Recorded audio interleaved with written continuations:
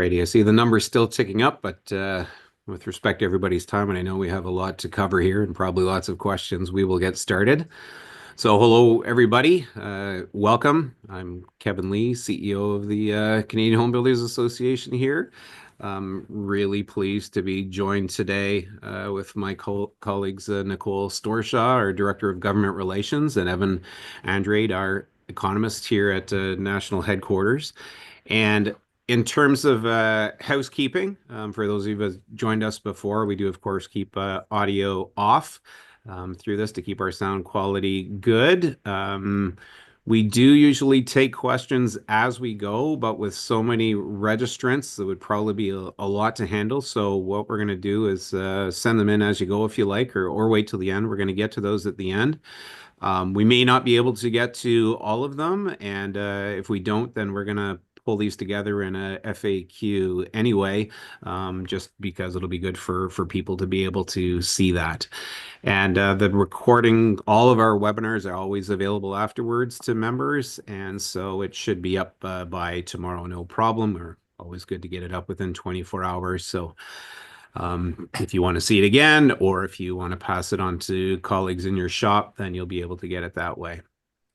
So I think that covers all of the housekeeping and logistics. And with that, I'll welcome you once again to our webinar on Trump's tariffs and what they mean for Canada's residential construction industry. And so thanks again for Nicole and Evan for joining with me today to bring you this information. In terms of what we'll cover, I'm going to open up a little bit talking about the political scene, and then we'll get right into the tariffs and from that Trump put on, and what those countervailing tariffs would be looking like from Canada if they had proceeded.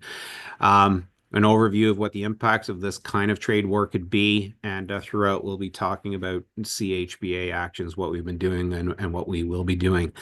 But maybe just to get a sense to start off with, we're going to pop up a little poll here if you could answer quickly, and really what we're looking to just get a sense of who's on the call today, what best describes your business, and this will be valuable for us. We have a few other questions that we will be following up with through the course of this webinar, just to get a sense where everybody's at.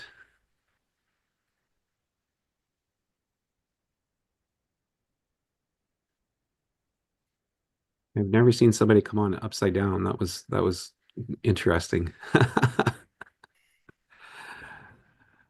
All right. So in terms of who's on the call today, we've got all kinds of builders, about 45% builders, 23% developers, 8% renovators. So and then a bunch of our other important players within the association. So thanks again for joining us. And another quick question for you.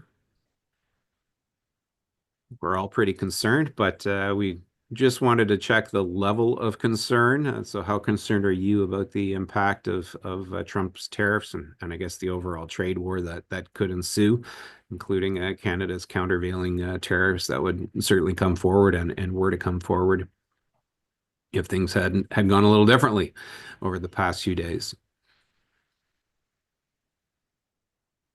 I'd be very curious to see how many people are not concerned at all.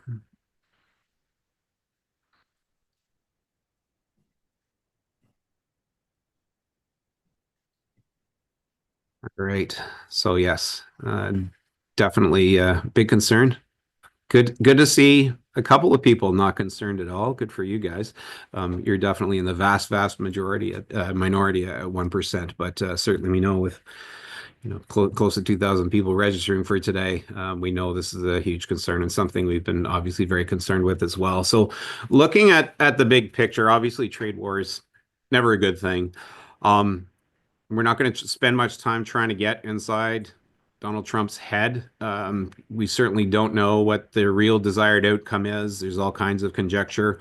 One thing we can say that is that despite the fact that he's saying we need to secure the Canada-US border, it's clearly not about that and not about the drugs and illegal immigrants, other than potentially for some political wins, because less than 1% of the fentanyl and illegal crossings into the US come via Canada. So it's not about that, but it's obviously at minimum a big negotiating tactic, and who knows what the end game is. And unfortunately, it's probably going to be a roller coaster ride throughout Trump's presidency. But at least for now, the good news is we're on a 30-day hiatus from the tariffs, and we'll see what happens over the next few weeks.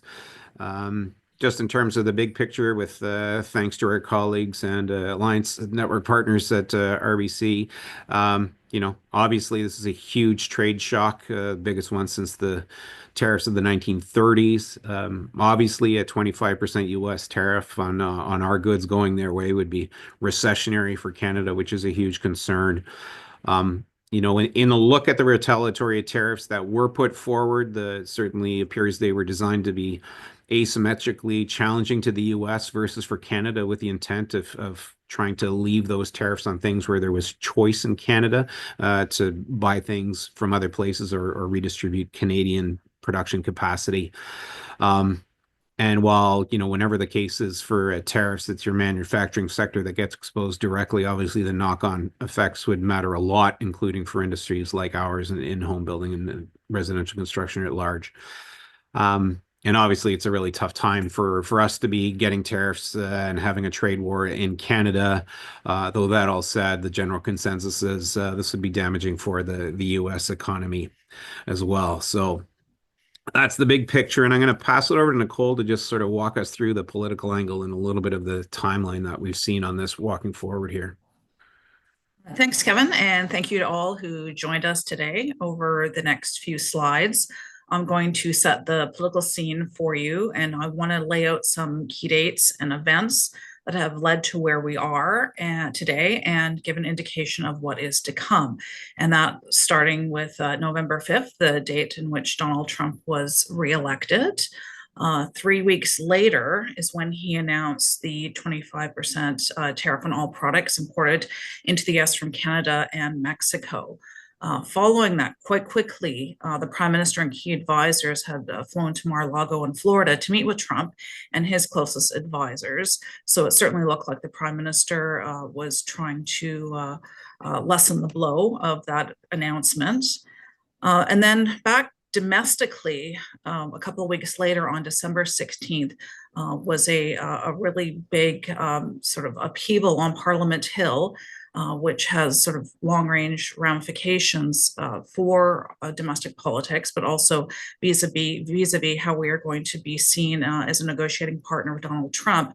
And that is when Chrystia Freeland quit as Justin Trudeau's finance minister and deputy prime minister. She happened to quit on the day of the fall economic statement, which is the mini budget, and she and the prime minister were in disagreement over the economic outlook. And so the day that was set to be delivered, she quit. So that led to a lot of turmoil and upheaval and would last well into the new year. The very next day, and no one paid any attention to it because they were too busy focused on what had happened the day before, the government had announced a border security plan.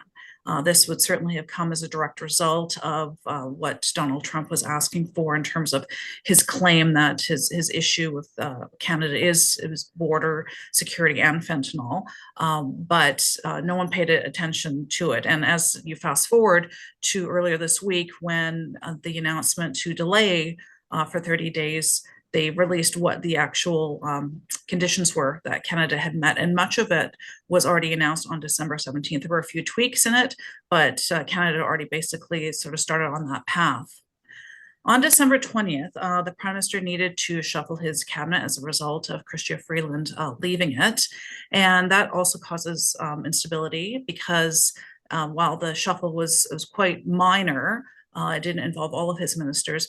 It certainly involved really important ones like the housing minister, the finance minister, and a few key others. And it always takes a while for a new minister to get up to speed on their files with staff, et cetera. So you're in a situation where you're about to face some tariffs and you've got virtually brand new ministers who are taking over these roles. On January 6th, a lot of it had to do with internal pressure. Justin Trudeau decided that he was going to step down as the Liberal Party leader once a new leader is chosen. And at the same time, he asked the Governor General to grant prorogation of Parliament, which meant ordinarily Parliament would have returned at the end of January following the Christmas recess. But in this situation, they prorogued for 3 months, and that was granted. So now in the middle of all this trade turmoil, there is no House of Commons, no Senate sitting for people to be able to ask questions. There's no committees meeting. So it's been very, all of this has been very much happening in a bit of a political vacuum. On January 21st, Trump was inaugurated, and then a few days later, of course, is when he signed the executive order imposing tariffs to take effect on February 4th. And we all know, because it was only just a couple of days ago, that he announced his 30-day pause on bringing forth those tariffs, and it will sort of TBD as to what's going to happen at the end of those 30 days. Now, looking forward, there are a couple of dates I've got on this slide, including March 9th, which is when the Liberals choose their new leader. And on March 24th is when Parliament is set to reconvene after prorogation. So that is when members of Parliament are allowed to return to Ottawa. And that, of course, depends on whether or not a new leader decides to perhaps call an election before prorogation is over. So I can talk about that on the next couple of slides. So next slide. Thanks, Kevin. As I think I've already demonstrated, what's going on right now is happening at a time of extreme domestic political turmoil. In addition to Parliament not sitting, the government is in a rush to choose a new leader, and they're highly distracted by that.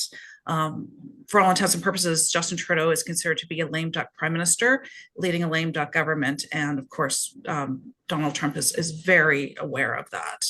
I'd already mentioned that the new Liberal leader will be chosen on March 9th, but what I should re-emphasize for people who may not know is that that new leader automatically becomes Canada's next prime minister. So that's just due to Canada's parliamentary system, that the new leader of the party that has the most seats becomes the prime minister. And that new prime minister will need to appoint a new cabinet. So we just had a shuffle. I would suspect that a lot of the same people would stay in their role if they're going to be running again, but there's going to be some new faces, and there's going to be moving amongst departments. And again, that is a matter of trying to get up to speed on a new file, a new department, and time is really not of the essence at the moment, but that's what has to take place. And as I also alluded to in the previous slide, there's a high likelihood of an election once Parliament resumes. A couple of the opposition parties have already said that given the first opportunity to bring the government down, they will do so. And the first opportunity would come after throne speech if they chose to deliver one. And next slide, please. So needless to say, the government and the public service are wholly consumed by this, and very little else is happening. So while there's a lot of government business, a lot of announcements that need to be made that have nothing to do with tariffs, they're being put to the side because this is really taking up all the time and all the bandwidth that the government has at the moment. And just to reiterate that the last time Canada, US, and Mexico were renegotiating NAFTA, which is now the USMCA, then the Foreign Affairs Minister was the lead, and that Foreign Affairs Minister happened to be Chrystia Freeland, and she was very much out front and center by herself, negotiating with her counterparts in the US and Mexico. But now, because this threat is looming much larger, you've got the Prime Minister and the Foreign Affairs Minister, the Finance Minister, and the Minister of Public Safety are all front and center.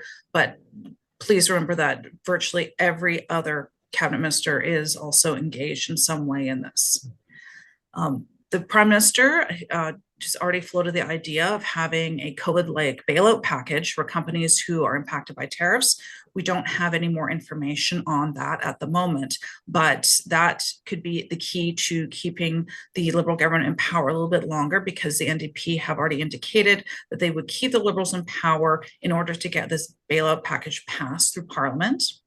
And the Conservatives have already presented their own plans on how to deal with Trump and tariffs. And just one item that I would like to flag for the Liberal leadership candidates. At the moment, the frontrunners are Mark Carney and Chrystia Freeland. And it looks like Mark Carney certainly has the momentum. And when you have Justin Trudeau, who's currently negotiating with the president on a tariff situation, that new Liberal leader who will become prime minister is going to have to be beholden to whatever he or she did not negotiate. So that's going to make it very, very tricky for them because they may not agree with what ultimately gets agreed upon.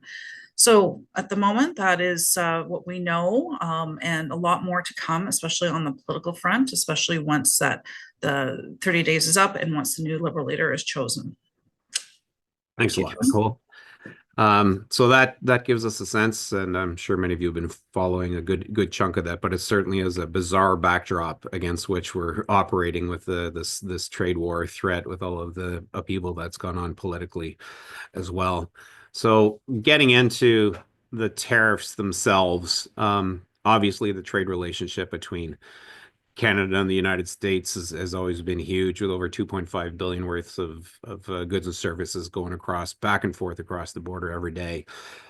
It's interesting to note that, Trump is going after the three biggest countries that the United States imports from. And you see the numbers there, at least as of 2023, with Mexico, China, and Canada all up over $400 billion. So clearly the game plan there is to try and penalize those that are supplying the most to the US at this stage. And when you look at what's going on in terms of what's going in there. I mean, obviously, from when you look at that top bar with machinery and transport, also including cars, tons of vehicles going from Mexico into the United States. But after that, Canada really makes up the lion's share in all kinds of different areas. And very importantly, of course, when you look at crude oil, Canada provides 61% of the crude oil going into the United States, which, of course, Trump decided to only tax at 10%, given the importance of energy and what Canadian energy does for the United States.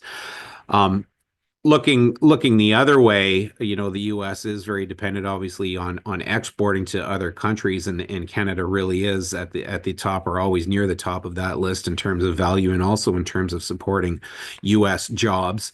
The top export from the U.S. to Canada has been cars, so it's no surprise that was one of the things that was identified in the countervailing duties that the government was putting forward that would have come into play had there not been this 30-day pause.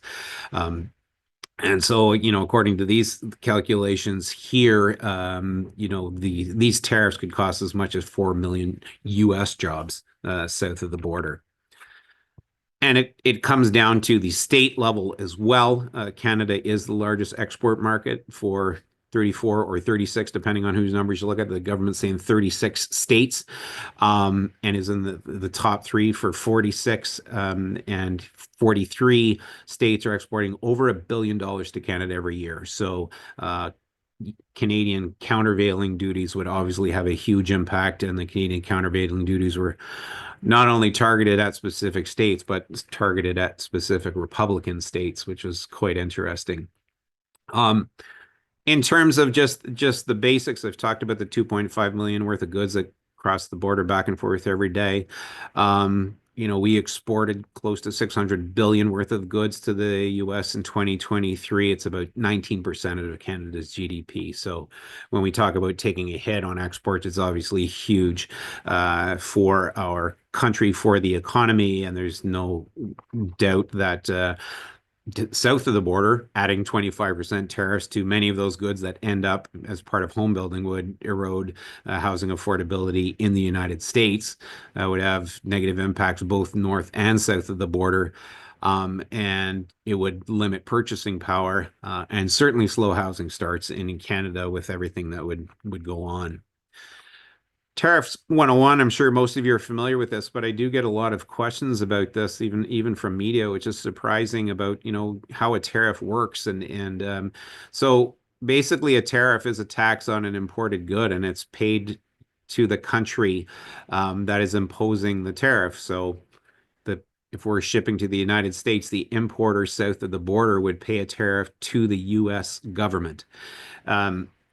And so it does obviously raise the price of imported products, and sometimes importers are able to absorb some of that tariff cost, but typically most, if not all, gets passed on to the end user. So there's no question that tariffs on building materials would raise overall construction costs and lead to higher home prices. And so that would happen south of the border.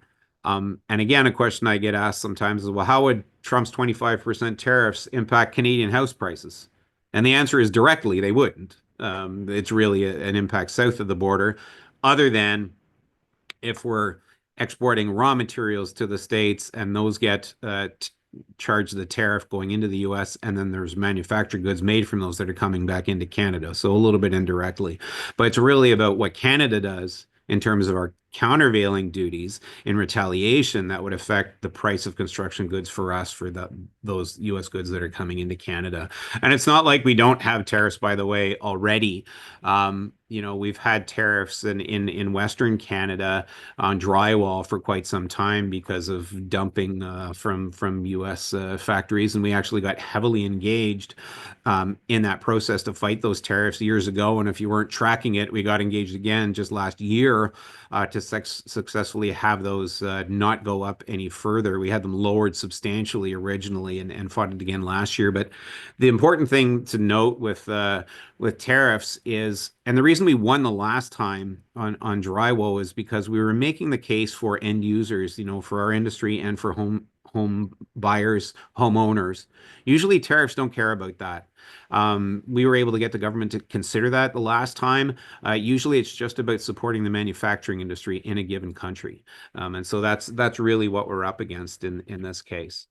In terms of what we've been active on, well, we've been active on this pretty much ever since it was announced. So before Christmas, for example, I was testifying at the House of Commons Committee on International Trade on softwood lumber and tariffs in general, and how that could impact us. We've certainly been engaged with the Bank of Canada, and we are on a regular basis, and specifically on this issue, as well as with officials from Infrastructure, Housing, and Communities. This is the new department that's responsible for housing and for CMHC, and with the Office of the Minister of Foreign Affairs, who has been heavily engaged, obviously, in this.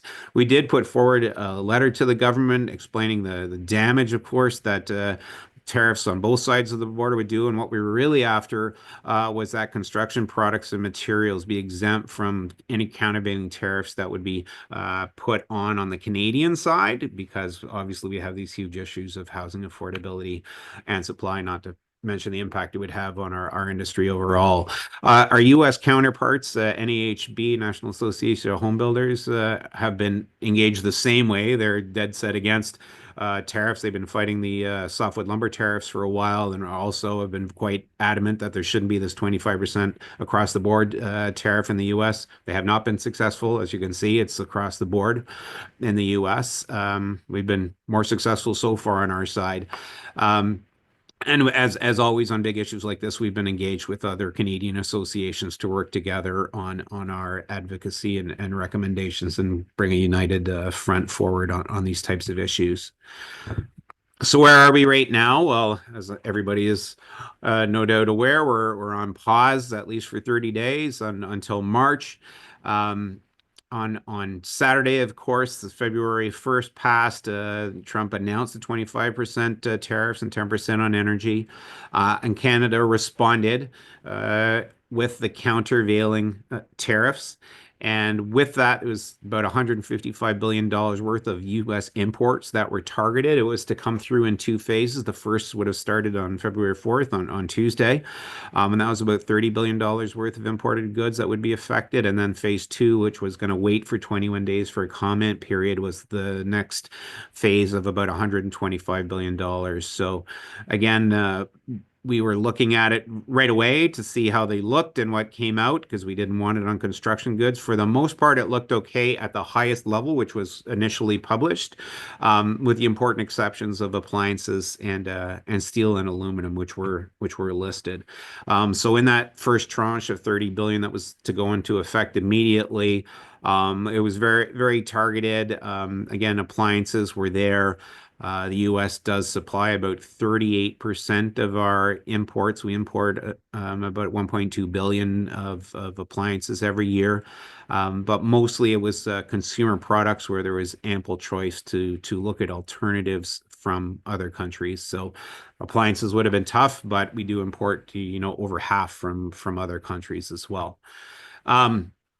The second phase, which was the next 125 billion and was going to have an opportunity for some consultation, overall was looking at these things listed here, the things we noted. Trucks obviously big for our members, although possibly one could wait because hopefully this wouldn't last too long in terms of a trade war. Steel and aluminum, that's a big one. Certainly our industry makes use of a lot of steel and aluminum.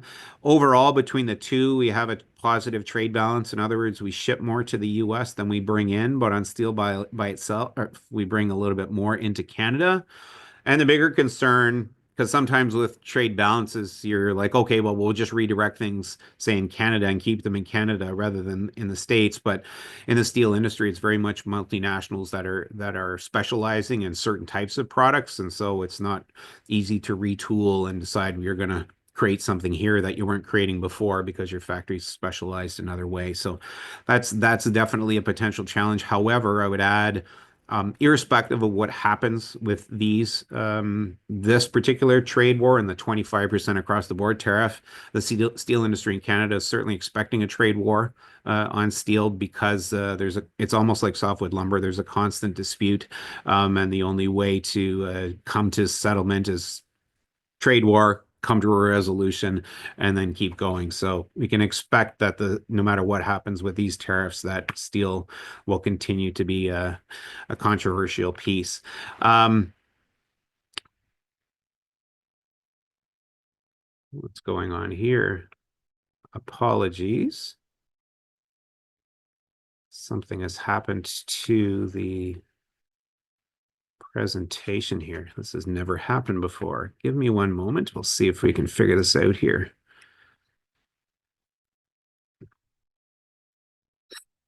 Natasha, we were going to have the next question, so maybe we can put that next question up, and we'll sort this thing out here.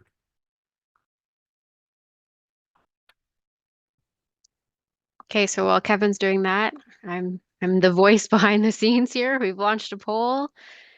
So this is specifically for builders, renovators, and developers. Do you have a good handle on how much your construction goods are imported from the United States?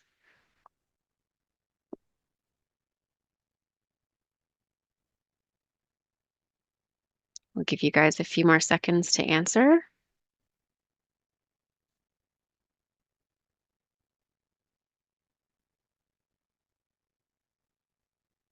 All right, I'm going to share the results here shortly.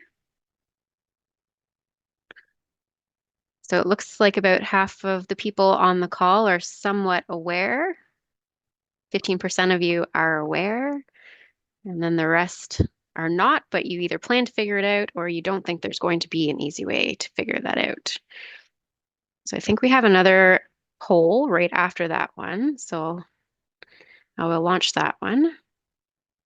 So again, this one's for builders, renovators, and developers. By what percentage do you think your construction costs would increase if the current tariff threats for both phases were to be enacted? So even if you haven't done the digging yet to look into those exact costs, what's your sort of general feeling right now? And it's okay if you really have no clue, just put, I don't know. And otherwise, please let us know how much you think that you're going to be impacted.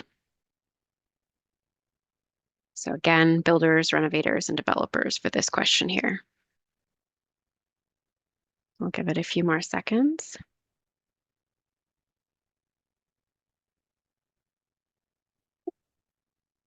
And still some answers trickling in there. All right, I'm going to share those results. So about a quarter of you don't know. And then the next highest is thinking that it'll be in the 10 to 15% ballpark there. About 7% of you think it'll be in that higher range of 20 to 25%, which I believe means that you're importing a lot of your products currently. I'm going to stop sharing, and I think we have a third one in this series that I'll go ahead and launch. And this one is for anybody. So don't have to be a builder, renovator, developer, but anybody that's sourcing product. Have you started looking into sourcing from other countries other than the US?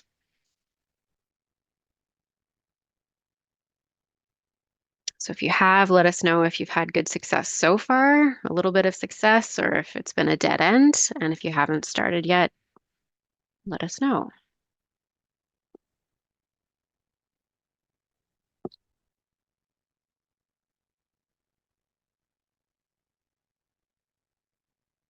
All right. I'm going to end that poll, share the results. It looks like most of you haven't started sourcing yet, and those that have had some degree of success so far.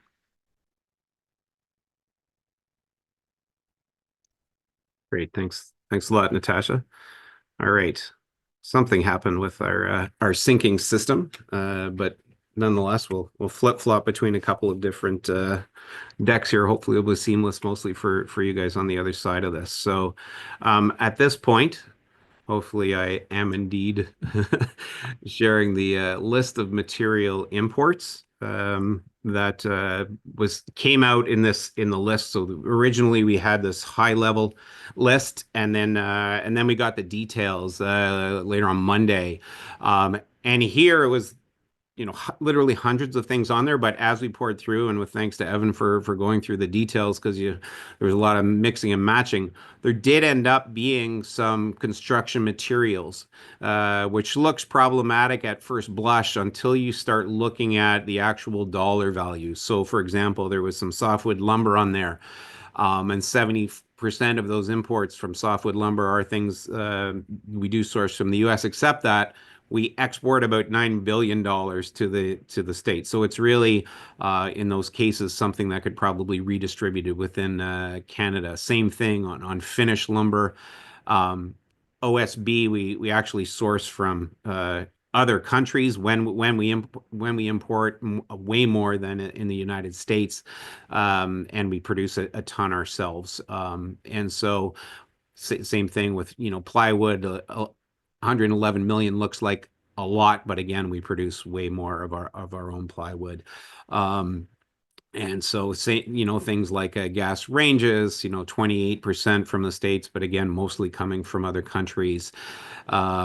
Washing machines, a higher one, but about half from other countries. So, and overall dollar values lower. So it looks not the best, but it does also look, for what it's worth, like it's a little bit strategic. And to just emphasize that a little bit more, you start looking, and we've got to dive through these more, because it takes a bunch of work. But you sort of look at these different trade balances, which shows where we have domestic capacity and or where we import from other countries. So for the example, on refrigerators, we bring in a few.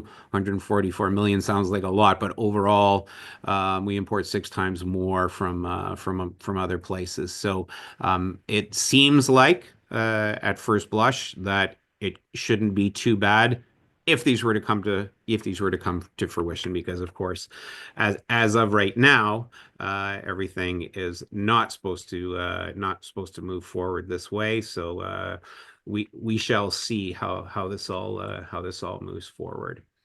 And with that, I will flip back to the other presentation here, and hopefully that'll show on the right screen, and we can start talking about what this means in terms of outlook for the overall economy. So the biggest concern that we've identified really isn't even the domestic countervailing tariffs. It's really, if that 25% tariff rate were to hold across the board on the United States, importing things from Canada, it would be a huge impact for us, and very recessionary. And so economic slowdowns always lead to fewer housing starts and less renovation activity. And that's, of course, where the big concern would be. Obviously, everybody knows how reliant we are on exports to the United States. And so slowing economic growth would affect lots of industries, can result in job loss. The government is saying there will be relief programs, but nonetheless, it definitely lowers consumer income and spending power. And also, very importantly, as we know in our industry, creates economic uncertainty and reduced consumer confidence, which always again leads to less purchasers, less buyers, less investment. And so we would see slower housing starts and renovation activity. So that's really the big one now. Closely followed, no doubt, by supply chain and construction cost challenges. So and usually with tariffs, usually when you have a tariff on a foreign good, that helps in your domestic side of things. So if less things can be shipped to the States, usually that would mean we get slightly better pricing here in Canada to be more competitive. However, we would see where the manufacturers would end up. They might not be able to lower their prices and even stay afloat. So TBD on that front.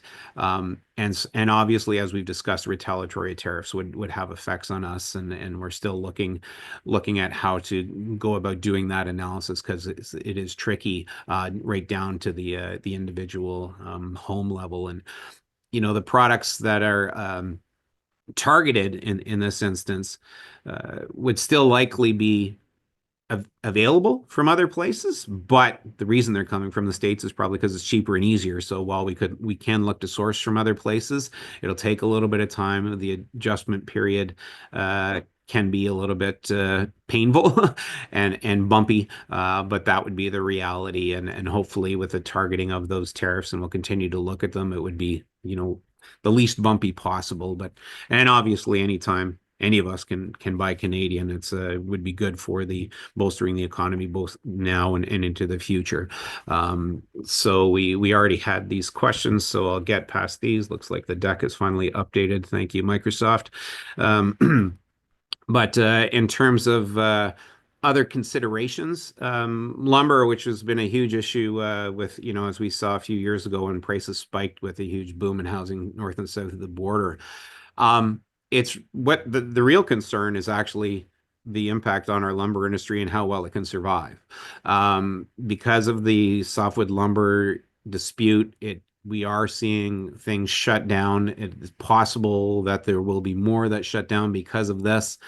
And prior to the boom in the pandemic, there was already a study underway, the House of Commons Committee, about how to help Canada's forestry sector recover and move in different directions. So it's something we need to be concerned about as the residential construction industry, given our reliance and the benefit of having so much Canadian lumber. And so our eyes are also on the trade war with respect to steel and aluminum too.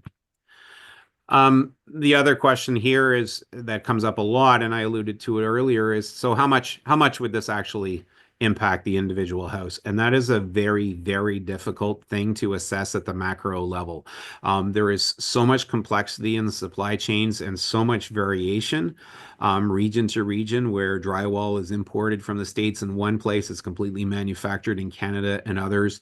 What will the change in shipping and distribution look like if this were to come through?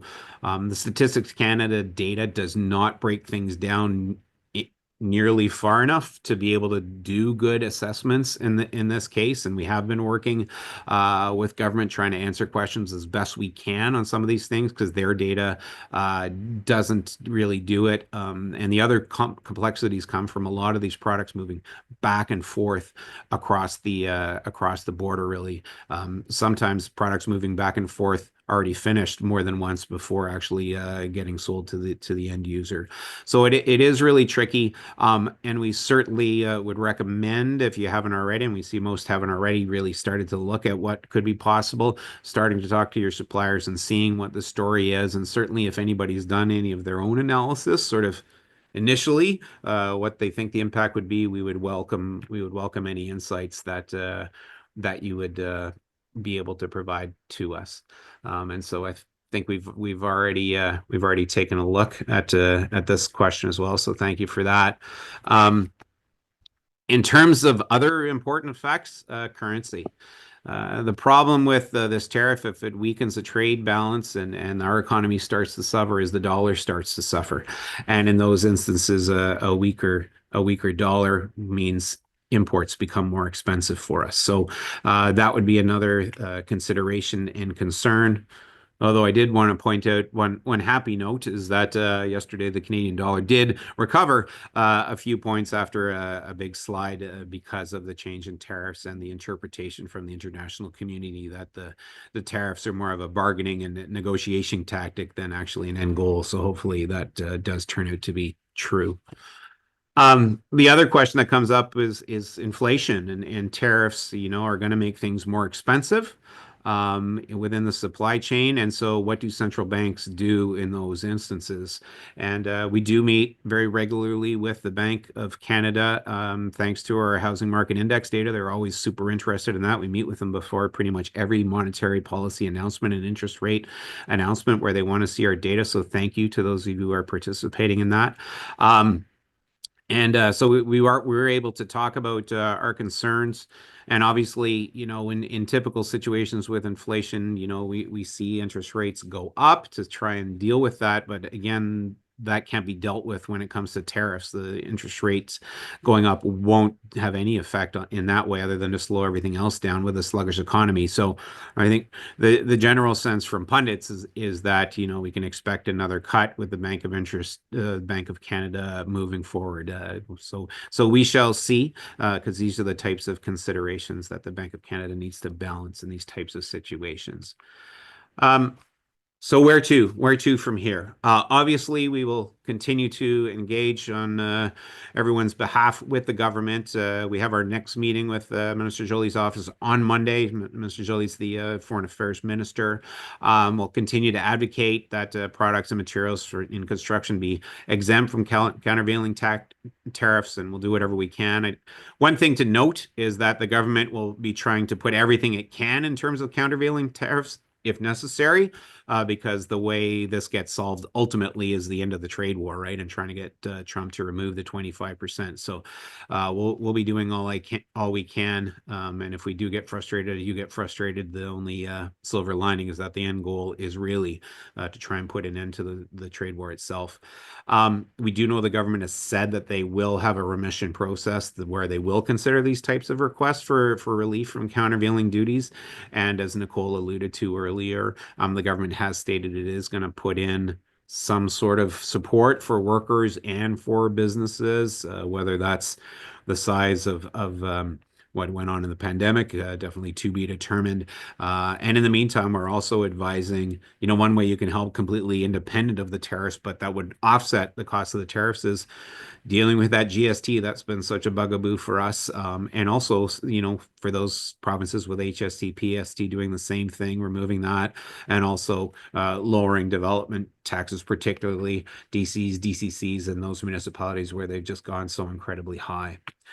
Another thing we wanted to point out was that hopefully everybody has price escalation clauses in their contracts. I know a lot of people still don't. I know they're not hugely popular in the sales office with buyers, but during the pandemic, we did produce a sample contract for members to use. Obviously, ours or anybody else's should be reviewed by legal counsel. The QR code there on your screen is for that sample contract. It's based. We used NHBs and ran it through our Canadian legal side of things, but didn't want to start from scratch. So again, that's always available to you, and I highly recommend either using the QR code. If you don't get that today, then it's available on our website, resources for members, business resources, price escalation clauses. So obviously a good thing to have at all times. You just never know when you're going to need it. To-do list, while we're working on the stuff on your behalf, a couple of suggestions. Number one, if you're not already participating in our housing market index survey, please do. It enables us to provide data out to the media and enables us to provide data to the government. It gets us meetings with people like the Bank of Canada, with the Department of Finance. It takes you 5-10 minutes per quarter. So less than 45 minutes a year, 4 different times. The value of that data I can't overemphasize. And certainly in our next survey, we're going to be going out with questions about the tariffs, some similar to what we provided today. So if you're not already participating as a builder developer, we really encourage you to please do so. As I mentioned earlier, any calculations you've already done, we're happy to take those on board. Obviously, like all good Canadians, we want to buy Canadian as much as feasible. Obviously, in a business sense, that can be tricky, but nonetheless, stating the obvious, start those discussions with your suppliers and see what the non-American alternatives are. And we just finished talking about to price escalation. So with that, I think we have one final question for you now that we've seen it all, and then we'll open up the floor. I know we've got lots of questions filing in, but a quick question for you on what's your top area of concern, having heard all of this, those four areas.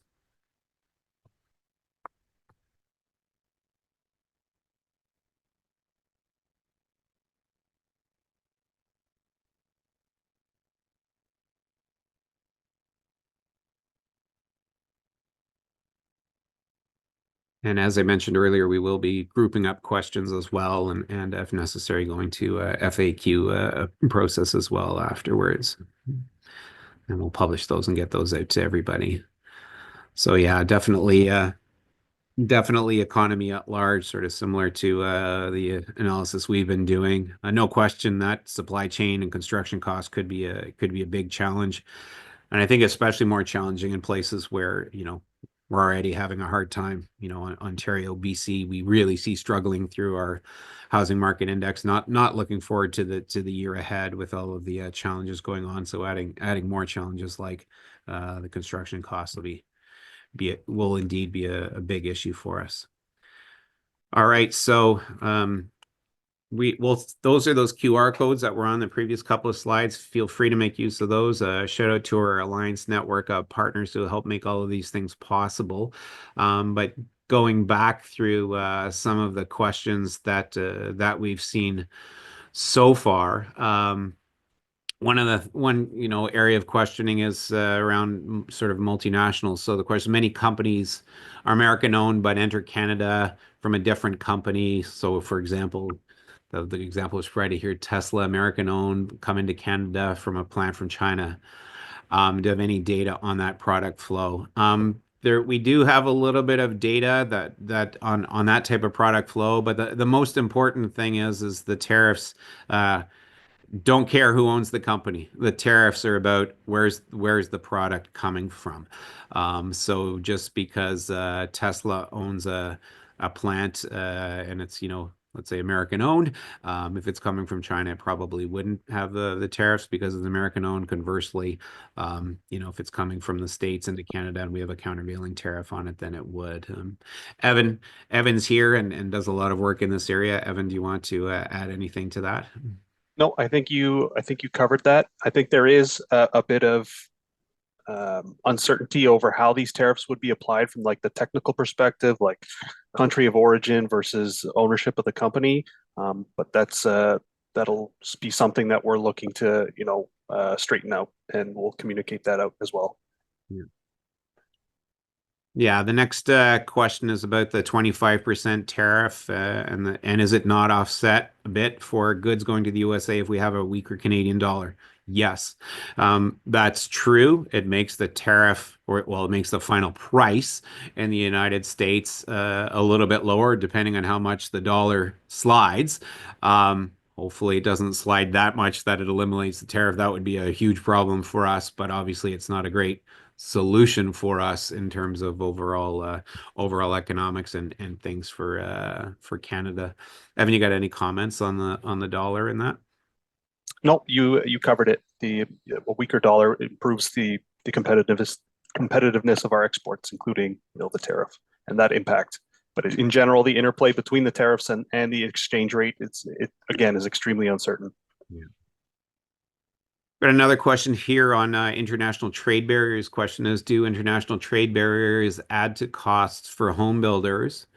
And would the removal of those barriers help offset some of the proposed U.S. tariffs? And do we see them being adjusted? Listen, hopefully all internal trade barriers in Canada will start to come down. I mean, it works the exact same way as international trade barriers. Part of the reason that we have less expensive goods in Canada is because of the free trade agreements where countries get to specialize and make use of whatever the case may be, lower labor, whatever the case may be. trade barriers are always set up to protect. And so within Canada, historically, these trade barriers have been set up to protect industries within provinces, but it does create challenges. One of the things it does in Canada also, if you talk to the manufacturers with different requirements in different provinces, they have to create different products for different provinces, which makes them less efficient as well. So, do we think it will be adjusted? Yeah, there is work underway. It's tricky. And if you like wine, you can go back to the days when the wine industry was, we first started pulling up. There was a big program from the Canadian government to help us pull out the Concord grapes and get the international grapes because of dropping of trade barriers for wine. But interestingly, we still have some of those trade barriers on alcohol within the country. And so hopefully those will all come down. They would be beneficial to all of us.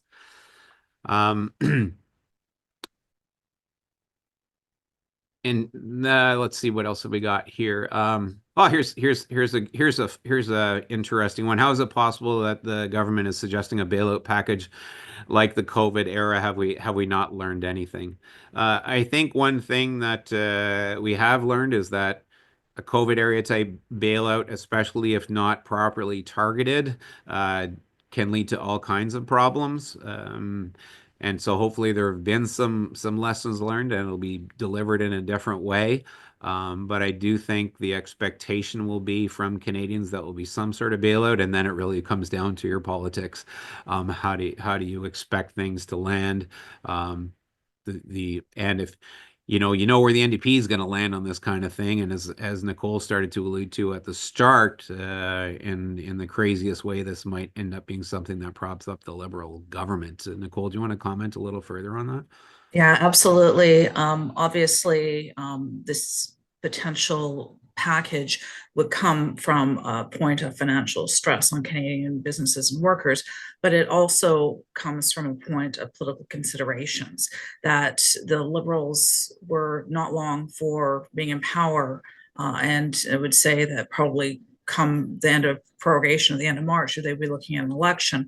But this would certainly buy them some power because the NDP would be more than happy to support an aid package to workers to keep them in power for a little bit longer. And in a way, the Liberals would also consider this to be a great thing to campaign on. So try and get this through the House and then have an election in which then the ballot question is not a carbon tax election or some other issue, but which party would support such things like this package and helping out workers. So there's a lot more to play than just the economic considerations for something like this. Thanks, Nicole. Next question here. Since the long range effects with the interest rate changes cannot be seen in the market for 18 to 24 months, do you have concerns that further reduction in the interest rate could cause significant stagnation, which combined with inflation costs due to tariffs could cause stagflation? I'll open this. Evan can comment as well. And I think what we're seeing right now is the bank was feeling like we were getting close to what they would consider the neutral rate, where the interest rate set for in terms of the overnight lending rate is at a point where it's going to keep inflation within the target range of around 2%. And so next steps would be minor just to adjust these things and account for these things. In some ways, we're still dealing with the high interest rate effect. We're working its way through the system while we adjust for the low interest rate. So no, I wouldn't suggest we have huge concerns with that. I mean, we certainly want to see those interest rates come down a little bit more anyway. And certainly if the U.S. Continues with these types of tariffs, it'll probably be necessary. Do you want to add a little bit to that, Evan? Yep. So I would say in terms of like monetary policy, they're looking for underlying price pressures from supply and demand. So something structural like a tariff, they would try to look past or try to isolate. And so their job over, I guess, the coming year would be looking to support the underlying economy, not so much the react to the one-time escalation in prices related to the tariffs. Thanks, Evan. Next question is saying that it looks like plastics was removed from round 2. Canada doesn't have or does not produce PVC resin used in underground infrastructure. Was that removed on purpose for that reason, do you think? And it's also been noted that almost all plumbing wholesale stuff comes from the US. Do you want to make a quick comment on the round 2 with respect to plastics, Evan? So that is what I'm keenly looking for. Is I haven't seen the second 125 the list of 125 billion dollars worth of goods, but once that list is made available to us, we'll take a look through. I don't believe there was any plumbing related products, directly related products in the first phase of tariffs. Yeah, and just to be clear, the list I was showing earlier, in case there's some confusion there, that was the phase 1 list, but the detailed list, because it was just a high level list that came out on the weekend. So I think we've only seen the phase 1 list. Hopefully we'll never see a phase 2 list, but to be determined. But I do think that kind of feedback that we have provided and will continue to on things like plastic for plumbing and that sort of thing would be a big impact for us, and it's the type of thing that we would look to get excluded. Next question, is Canada taking the 30-day pause on the counter tariffs, or is it in effect? Yes, we're taking we are pausing on that. What about products is the next question that aren't American but move through the USA? Evan, do you want to make a comment on that? If that product was wholly produced in Mexico and it just simply flowed through, it would not be subject to the tariff. And then next question, will government ensure if there is a trade war that existing products on the shelves and in inventory will now not be immediately impacted at cost? And typically for the rules would have to come out, but typically not only once it's in the country, but once it's on a truck or whatever shipping, once it's in transit, typically that is not impacted by a tariff. It's usually only the things that haven't yet been shipped. Any more qualifications on that you want to add, Evan? Nope. Do you see Canada forming a task force to strengthen trade relationships with Mexico? For example, something produced in Mexico, then packaged in Canada rather than going to the US for packaging. I think there's no question that all of these things are going to be looked at in earnest. And the unfortunate thing through all of this is it makes everybody question trade relationships with the United States writ large too, right? That this is always going to be safe and secure question really comes into play. So certainly if the tariffs come into place, there's going to be all kinds of rejigging and exploring different opportunities and different ways to do things that don't include the United States. But I think a little bit of this is going to happen anyway and is already going to start just, through the past few years, there was discussions around friendshoring and securing things with your best trading partners to avoid situations where you have trade wars and, nobody expected this to be coming from the United States. Next question, Nicole. I've been doing a lot of talking. You can field the first take on this one. Which federal political party has been the most receptive to concerns that have been brought forward by CHBA?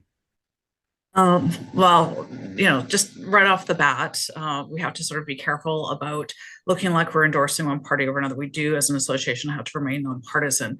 Having said that, though, we can certainly talk about what efforts have been made by various parties to sort of deal with the tariff issue.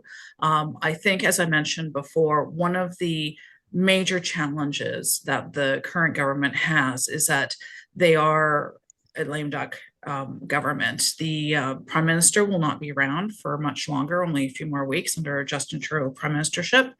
And then it will be hard to say whether or not an incoming prime minister, how they will be able or capable to handle a Trump presidency and various tariffs. In terms of the official opposition, what I can say is that there has been this was certainly not on their radar to sort of have as a campaign question. They wanted to have an election based upon the carbon tax. You're starting to see in their messaging, they're starting to pivot on this. So regardless of which political party we are talking about, everyone is paying attention and having to adjust their actions and messaging accordingly. So that is, it's everyone's sort of all hands on deck for this. I would add that generally, well, here we have some other questions coming in that we can't really answer around. Give an example. Who should we vote for in the next election? But what I can say is that we're going to be doing everything we can to put the best information in your hands about what the political parties are doing with respect to our asks. And so that we've done in every election campaign. And I do expect, frankly, that when it comes to things for our industry, for the most part, both the conservatives and the liberals will probably have some pretty good stuff. I mean, we had a ton of frustration, honestly, with the Liberal government in its early years. But in the past couple of years, they've had some big breakthroughs on our asks. And certainly the Conservatives stand to benefit from those if they become the next government, and hopefully they'll do even more. So we will be ranking everything moving forward, not to tell you who to vote for, but to give you our analysis on how it looks with respect to residential construction. See, next question here. Oh, and I just so engaged in all the Q&A. I just see we ran over time. Listen, we're gonna keep going for a little bit. I respect that people might need to bow out at this stage or before we're done. If you do, as I said, we're going to have all of this posted afterwards, including the rest of this Q&A. So thank you for joining us. If you have to bow out, but if you can stay, great. We're gonna keep on going with this. So next questions, if governments are willing to decrease taxes on development cost charges as a relief measure if the tariffs are imposed, why not decrease those taxes anyway to reduce the backlog of starts? Absolutely. Yes. It's a perfect time to reduce DCs and DCs. By the way, for those of you in Eastern Canada, development taxes, for those of you in Western Canada, development cost charges. So development charges, development cost charges, hence the extra C or the lack of a C. But listen, this is a perfect time to reduce and permanently, of course, right? We need to find alternate mechanisms, which is a big part of what we're putting forward in our recommendations, irrespective of tariffs, that we need to find alternative ways to finance the things that some municipalities have just gotten out of control. Nicole is feverishly working away on our municipal benchmarking study that it's targeted to come out March 4th, the same day the tariffs would come back in. So stay tuned. We might not release it that day if that ends up being the case, but that study is going to really bring development taxes to the fore again. And it really is time for us to reduce them. And if it turns out that tariffs are the thing, the threat of tariffs or actual tariffs are the things that reduce them, then excellent. So there's a thing here about emphasizing that we're focusing on construction materials, but there's lots of stuff around furnaces, heat pumps, air conditioners, insulation, flooring, etc. Yeah, we're looking at absolutely everything, but basically our emphasis is on what we would term goods. This is the over encompassing thing. So yeah, it's definitely not just softwood lumber. It's right down to everything. Some of the things listed, furnaces, heat pumps, I believe, were actually left off of the list, right, Evan? Given the government's desire to have a lot more heat pump installations. But overall, yes, we're looking at all the HVAC, everything that comes across the border related to residential construction. We're taking a look at.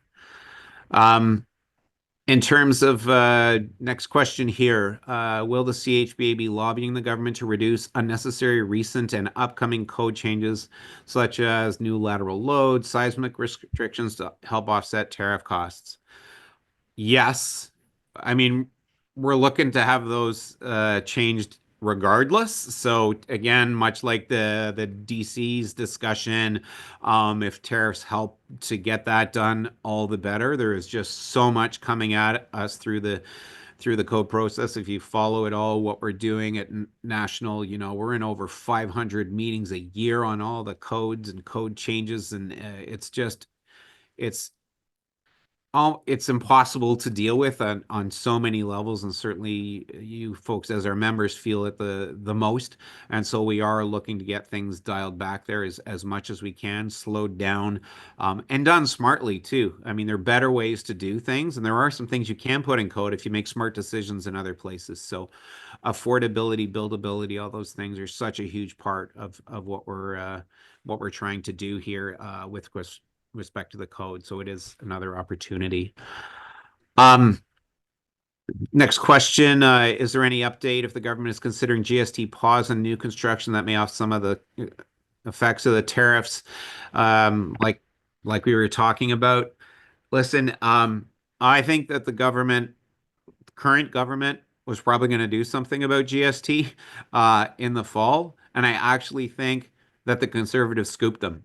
When the conservatives came out with their big, we're going to eliminate the GST on every house under $1 million. And yes, we're advocating for, can that be higher and other ways to make it for, because some of our more expensive cities, $1 million won't be enough. But nonetheless, I think it really sent the liberals for a bit of a what do we do now kind of thing, because we weren't planning on going that far. It's definitely still on the table, and we're certainly hopeful they would do something. It's certainly something we're after, and why when we say, hey, with respect to these tariffs, if those go through, perfect time to do an elimination, or if not a big change to GST, exactly like we've been talking about. Nicole, do you want to comment on that any further? I think basically you've covered that, Kevin. It's very much in line with what we've sort of been advocating for. Okay, perfect. A question on how much do we think this would impact cost of construction and purchasing power of buyers? This is what we'll be working on a little bit, something that you folks are actually best poised to do as well, because it will vary so much, and it's even hard to come up with national averages and to break it down. Looking at the numbers, like I can tell you south of the border where they would be impacted more, if I recall correctly, I think they came up with an estimate of 7% impact. Do I have that right, Evan? Do you remember on NAHB's estimates in terms of increased construction cost? Yeah. Not 7%, but it was the second biggest home builder in the U.S. Their initial reaction to it was it increased cost between 7 and 10,000 per home. 7 and 10,000 per home. So there you. That's a very, very rough, very early estimate. Yeah. And it will vary so much where you are, and also what tariffs come through. We think thus far, certainly with the countervailing tariffs that have proposed so far, it'll have an impact, but it won't be huge. And just, you got to think about the math. Even if 20% of the things that you were putting into your construction costs in terms of products and materials were tariffed at 25%, that's a 5% increase in construction costs. Still a lot, but that's a 20%, and they're all tariffs. So it's going to vary. We'll continue to do some work, and you guys will be best positioned to do that. So maybe even just some back of the envelope stuff would be helpful for your own sense of security. Next question, back to the if DCs are reduced, how do we advocate financing public infrastructure required to serve our new developments? Listen, what's happened. So, there is a place for development taxes, DCs, DCCs at a low and appropriate rate, which many municipalities in Canada have maintained, and it's okay. There are other municipalities that have made them pay. The old saying, growth can pay for growth, and we say growth can pay for growth, but growth can't pay for everything. And in a lot of these municipalities, they've become dependent on DCs to pay for so many things that are far beyond what is appropriate. And it's a huge part of driving house prices up, not just of new housing, but of existing housing in these communities. So how do you do it in different ways? Sure, there's the obvious. The Fed should step forward. The provinces should step forward. But there's also other means. There are user fees that can be done. There are municipal debt financing, which I know it's scary to think of another level of government getting in debt, but it's frankly something that a lot of municipalities do with great success, and it avoids those DCs ending up on the backs of new buyers. It's done in the States in some places, and you don't have to look far in Canada. It's done in Quebec. It's done in Quebec a ton, and they have some of the lowest DCs in the country. So there are different ways to go about finding the means to properly fund these things without making it impossible for first-time buyers and to get into the market and just distorting housing affordability overall. In terms of, are we considering a media campaign to push these asks? We've been heavily engaged, if you haven't noticed already, in the media on this front. And so it'll be really about engaging with the government to see where they go and continuing to be active in the media.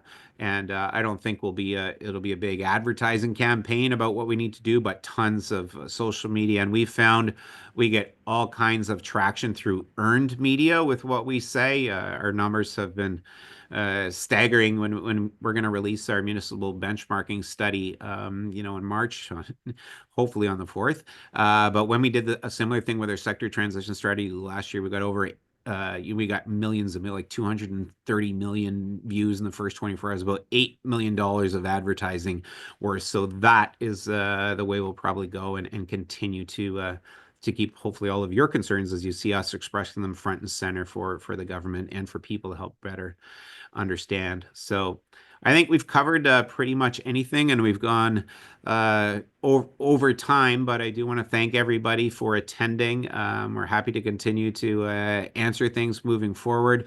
Again, encourage you, if you haven't signed up for the HMI, please do. If you don't have price escalation clauses, please consider, and both of those QR codes are there. Thanks again to our Alliance Network sponsors who help us move forward with all this.